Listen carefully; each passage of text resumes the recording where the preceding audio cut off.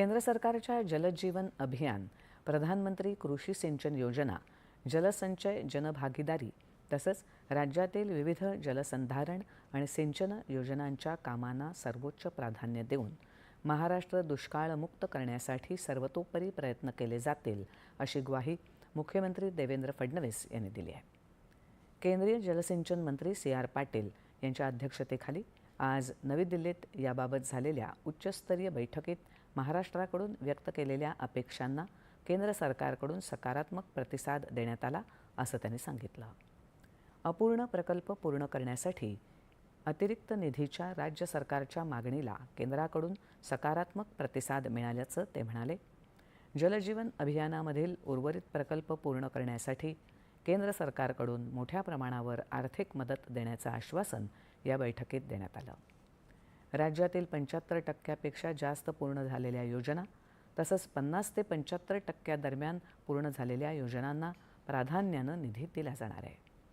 या पाईपलाईन आणि पाणी पायाभूत सुविधांच्या योजनांना गती देऊन त्या पूर्ण करण्यासाठी केंद्र सरकारकडून अंदाजे 6,000 कोटी रुपये मिळण्याची अपेक्षा आहे, अशी माहिती मुख्यमंत्र्यांनी दिली.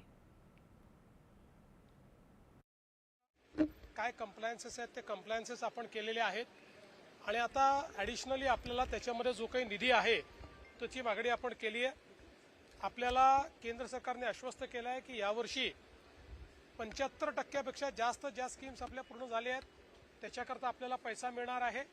50 ते 75 वाल्यांकरताही पैसा मिळणार आहे. जवळपास 6,800 कोटी रुपये हे आता केंद्र सरकार या योजना पूर्ण करण्याकरता आपल्याला देत आहे. त्यामुळे मोठ्या प्रमाणात आपल्या योजना कंप्लीट होतील.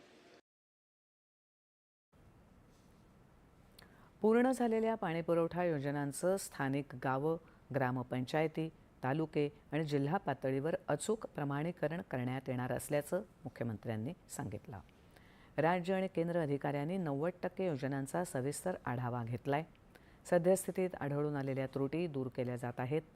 जलस्रोतांचं बळकटीकरण केलं जात आहे आणि पुढची कामं दर्जेदार होतील याची कडक खबरदारी घेतली जात असल्याचं मुख्यमंत्र्यांनी स्पष्ट केलं. बैठकीला उपमुख्यमंत्री एकनाथ शिंदे, उपमुख्यमंत्री सुनेत्रा पवार, जलसंपदा मंत्री राधाकृष्ण विखे पाटील, जलसंपदा मंत्री गिरीश महाजन, पाणीपुरवठा आणि स्वच्छता मंत्री गुलाबराव पाटील उपस्थित होते. राज्यातील साखर कारखानदारी